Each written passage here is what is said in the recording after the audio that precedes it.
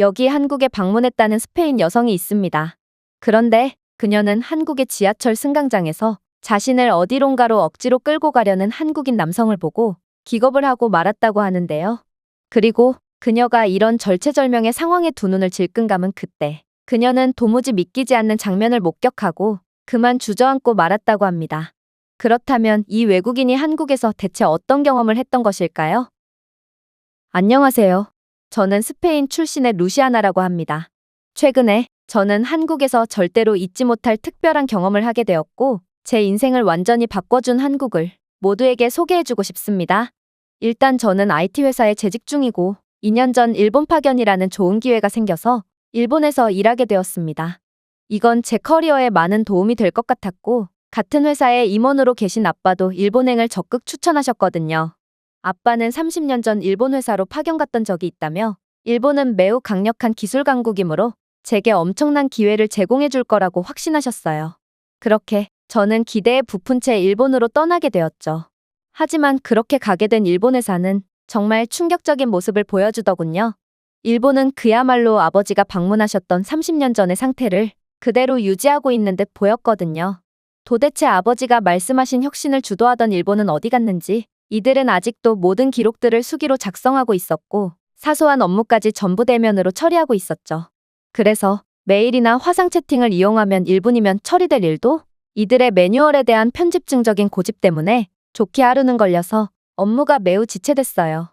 아니, 최첨단 기술을 통해 혁신을 이끌어 나가야 할 IT 회사에서 이러한 30년 전에나 쓸 법할 아날로그 매뉴얼을 계속해서 유지하는 게 말이나 되는 것인지 저는 일본인들의 고지식함의 학을 떼버렸습니다.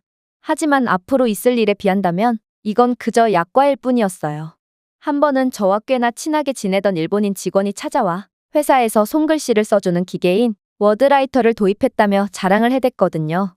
아니, 손글씨를 써주는 기계라니, 저는 30년 전에나 사용할 법한 기술을 신기술이랍시고 자랑을 하는 직원에게 안타까움마저 느꼈고 그를 그저 측은히 바라볼 뿐이었어요. 하지만 이 직원은 이에 아랑곳하지 않고 신나서 떠들기 시작했죠. 워드라이터야말로 일본의 기술 혁신을 보여주는 대표적인 기계예요.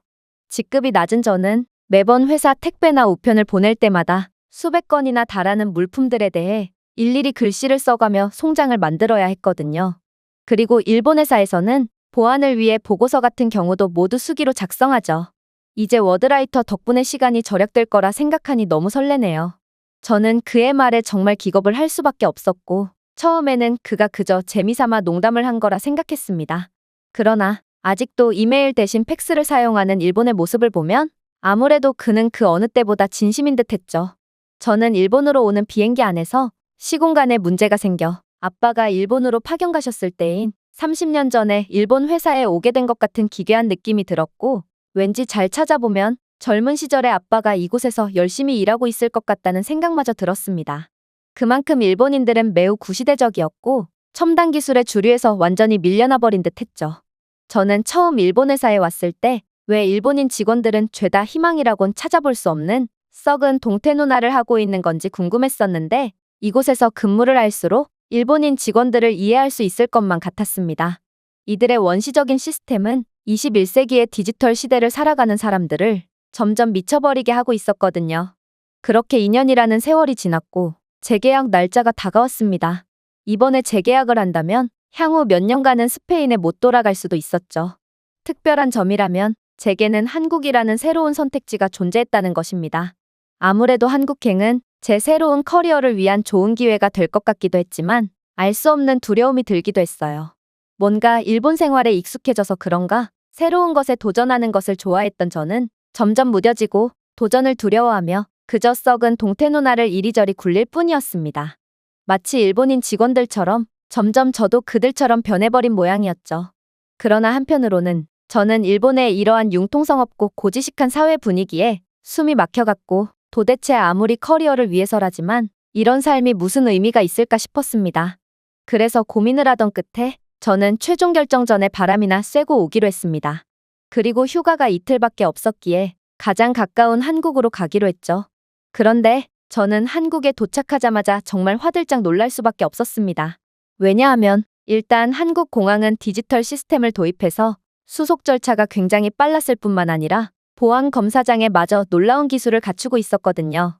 한국공항은 이미 생체인식 보안검사 시스템을 도입한 상태였고 놀랍도록 신속하고 정확한 검사를 실시하고 있었는데요.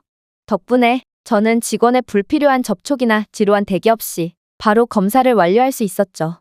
일본에서는 이러한 보안검사들을 만들어진 지 수십 년은 된 조악한 엑스레이와 직원들의 수작업만으로 처리했는데 그래서 보안검사는 굉장히 느렸고 직원의 불가피한 접촉 때문에 늘 수치심과 불쾌감을 느껴야 했습니다. 하지만 한국의 디지털 인프라는 이 모든 불편을 배제하게끔 만들고 있었죠.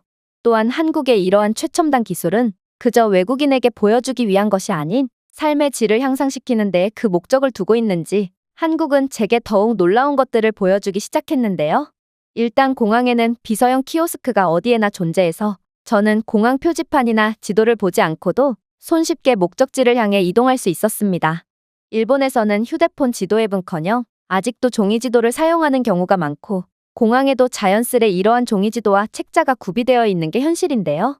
그러나 한국은 이러한 아날로그뿐만 아니라 디지털 단계까지 전부 뛰어넘어서 고성능의 AI 기술이 당연하다는 듯 상용화되어 있다니 저는 차원이 다른 기술력을 보여주는 한국에 정말 감탄할 수밖에 없었습니다. 그런데 그러한 감탄도 잠시 저는 곧이어 정말 경악을 금치 못할 장면을 목격하게 되는데요. 바로 한국의 한복이라는 전통 의상을 입은 한 무리가 공항에서 공연을 하기 시작했기 때문입니다. 물론 한국의 전통 의상은 매우 아름답긴 했지만 제가 놀란 이유는 이러한 공연 그 자체 때문이 아니었습니다. 바로 공연을 하는 한국인들이 입고 있던 한복이 일순간에 디자인과 색상이 바뀌더니 이내 새로운 옷으로 갈아입은 것처럼 계속해서 바뀌었기 때문이었는데요. 저는 이게 대체 무슨 속임수인가 싶어 두 눈을 크게 뜨고 공연자들을 노려봤지만 아무래도 그들에게서 속임수는 전혀 찾아낼 수가 없었습니다. 저는 매우 당황한 나머지 제게 길을 알려주던 키오스크에게 이 정체불명의 공연에 대해 물어봤고 비서 키오스크는 이내 도저히 말이 안 되는 이야기를 해오기 시작하더군요. 왜냐하면 현재 공항 내에서는 디지털 한복 공연을 실시하고 있고 이 디지털 한복은 한복과 스마트천이 결합된 형태의 최첨단 의류라고 설명해줬거든요. 즉, 이 공연은 속임수 따위가 아닌 그저 한국의 최첨단 기술의 결정체였던 것입니다. 이건 IT 회사에서 일해온 저조차도 들어본 적이 없는 기술이었고 저는 한국의 기술은 대체 어디까지 발전한 건가 싶어 혀를 내두를 수밖에 없었습니다. 그렇게 저는 한국의 뛰어난 기술 수준과 아름다운 한복을 홀린 듯 감상했고 이내 열화와 같은 박수를 보낸 뒤 이동하게 됩니다. 저는 한국의 디지털 인프라 덕분에 빠르게 공항 내의 지하철역에 도착할 수 있었고 이제야 제 본격적인 한국 여행이 시작되는 듯 했죠. 하지만 역시나 한국은 저를 그냥 두지 않더라고요. 저는 처음 경험해보는 한국 지하철을 어떻게 이용하는지도 몰랐기에 일단 지하철역 종이지도부터 찾아보기로 했는데요. 그런데 아무리 봐도 지도는 전혀 보이지가 않는 거 아니겠어요? 일본에서는 이러한 간이 종이지도가 매우 보편화되어 있어서 지하철역 어디에서나 확인해 볼 수 있기에 저는 약간의 당혹스러움마저 느꼈습니다. 그런데 그렇게 헤매고 있던 그때 어떤 한국인 할아버지가 제게 다가오더니 이내 충격적인 말을 건네시는 거 아니겠어요? 그는 느리지만 꽤나 정확한 영어를 구사하며 제가 무슨 도움이 필요한지를 물었고 대체 요즘 세상에 지하철 종이지도가 어디 있냐며 제 스마트폰을 낚아채서 지하철 전용 앱을 설치해 주시더라고요. 그러고는 젊은 사람이 휴대폰 다루는 법도 몰라서야 되겠냐며 혀를 끌끌 차시더니 이내 쿨하게 지하철 승강장으로 내려가 버리셨죠. 저는 할아버지의 행동에 굉장한 충격을 받을 수밖에 없었습니다. 어떻게 노인이 저 정도의 영어를 구사할 수 있단 말인가요? 일본에서는 노인들은커녕 젊은 사람들조차 영어를 단 한마디도 구사하지 못하거든요. 덕분에 저는 생존을 위해 필사적으로 일본어를 연습했고 결국 빠르게 일본어 실력을 갖출 수 있었지만 아무튼 노인이 외국어를 구사하는 장면은 정말 쉽게 볼 수 있는 장면이 아닙니다. 또한 일본에서는 IT 관련 직업을 가진 엔지니어조차 디지털 시대에 완전히 뒤처진 모습을 보이고 있는데 어떻게 한국인들은 노인들조차도 새로운 기술을 습득하는 것에 대해 전혀 거리낌이 없을 수가 있단 말인가요? 저는 나이가 많건 적건 새로운 도전을 하는 것에 대해 전혀 두려움이 없는 한국인들의 모습에 존경스러운 눈빛을 보낼 수밖에 없었습니다. 그리고 그렇게 할아버지가 설치해주신 지하철 앱을 확인해보게 되죠. 이 지하철 앱은 출발역과 도착역을 지정하면 언제 어느 플랫폼에서 열차를 타야 하는지 그리고 도착 시간은 몇 시인지를 정확하게 계산해주고 있었을 뿐만 아니라 역을 중심으로 맛집과 관광지들도 자동으로 추천해주고 있었는데요.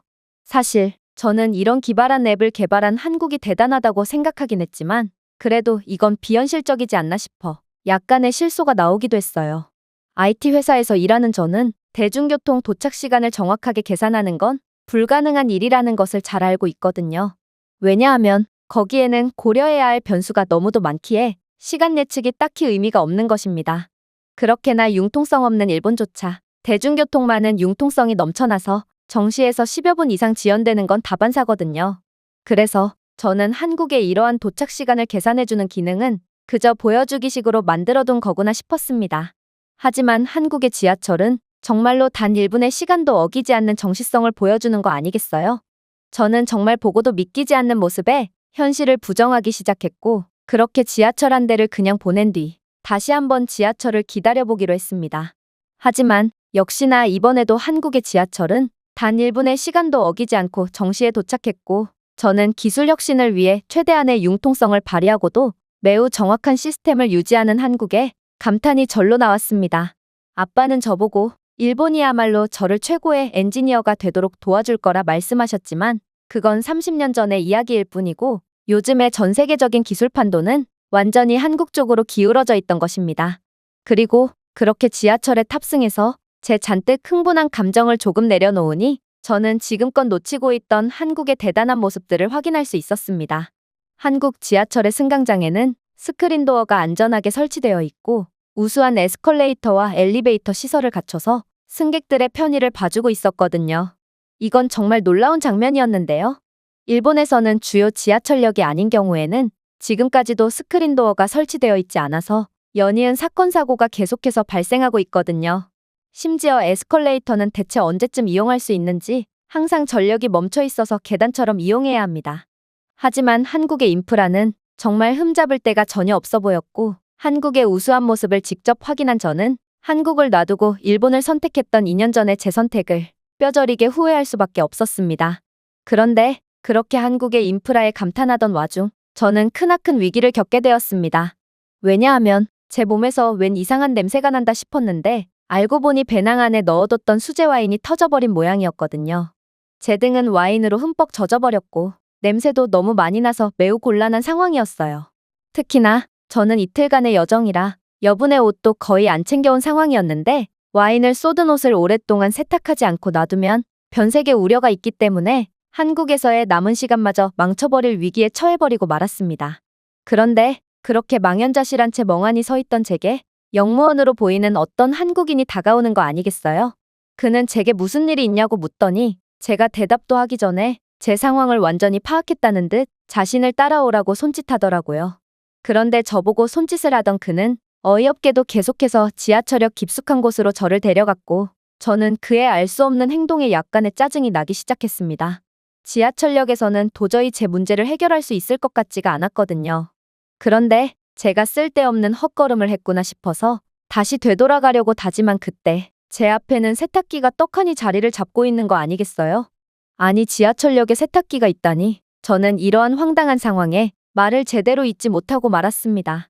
하지만 한국인 역무원은 매우 능숙한 손놀림으로 제게 여분의 옷을 건네주더니 옷을 갈아입고 더러워진 옷을 세탁하고 가라고 말하더라고요. 그리고 그는 한국의 일부 지하철역에는 승객 및 직원 복지를 위해 세탁기가 구비되어 있고 운 좋게도 이곳 지하철역에는 건조기까지 구비되어 있다는 놀라운 말을 건네더군요. 덕분에 저는 30분도 안 되어 세탁과 건조를 모두 완료할 수 있었고 다행히 옷에 얼룩이 남지 않아서 한국 여행을 정상적으로 이어나갈 수 있었습니다. 도대체 한국은 얼마나 부유한 나라면 지하철역에 세탁기와 건조기까지 설치되어 있을 수 있는 것인지 저는 한국의 배려심 깊은 인프라에 엄청난 감사함을 느꼈습니다. 그리고 역시나 한국은 일본과는 비교조차 할 수 없는 경지에 이르렀다는 것을 다시 한번 느끼게 되었죠. 일본의 공공기관에서 근무하는 직원들은 세탁기는커녕 모든 세탁을 직접 손빨래로 처리하고 있는 게 현실이거든요. 이들은 말로는 손빨래야말로 일본의 전통을 유지하는 숭고한 행위라고 포장하고 있지만 현실은 그저 세탁기를 구비할 만한 예산이 없는 것을 아날로그와 전통이라는 핑계를 대고 있을 뿐입니다. 아무튼 그렇게 저는 지하철에서 나와 숙소를 향하는 골목길을 통과하기 시작했고 이내 물 한 병을 구매하기 위해 잠시 편의점에 들르게 되었습니다. 그리고 이곳에서 일본과는 완전히 다른 한국의 놀라운 디지털 인프라를 보고 기겁을 하고 말았죠. 왜냐하면 한국의 편의점에는 택배를 보내는 기계가 존재하고 있었고, 심지어 한국인들은 이러한 편의점 택배를 모바일로 미리 예약하고 3초 만에 송장을 발급받고 있었거든요. 순간 저는 드디어 택배 송장을 손으로 일일이 작성할 필요가 없겠다는 일본인 신입사원이 생각났고, 휴대폰 하나만으로 택배를 보내는 한국과 연필로 일일이 택배 송장을 작성하는 일본을 보니 두 나라의 미래는 이미 결판이 난 듯 싶어서 곧바로 결정을 내리게 되었습니다. 그건 일본에서의 파견 업무를 종료하고 한국에서 새 출발을 하는 것이죠. 저는 한국의 다양한 최첨단 기술을 직접 경험하고 일본에서 점점 죽어가던 용기와 발전에 대한 열망이 다시 타올랐거든요. 저는 한국이야말로 저를 발전할 수 있게 도와줄 선진국이라고 확신하고, 저는 한국에서의 새로운 도전이 너무나도 기대가 됩니다. 제가 준비해온 내용은 여기까지입니다. 끝까지 시청해주셔서 진심으로 감사드리며 여러분들의 구독과 좋아요, 알림 설정은 영상 제작에 큰 힘이 됩니다. 이상 세모튜브였습니다.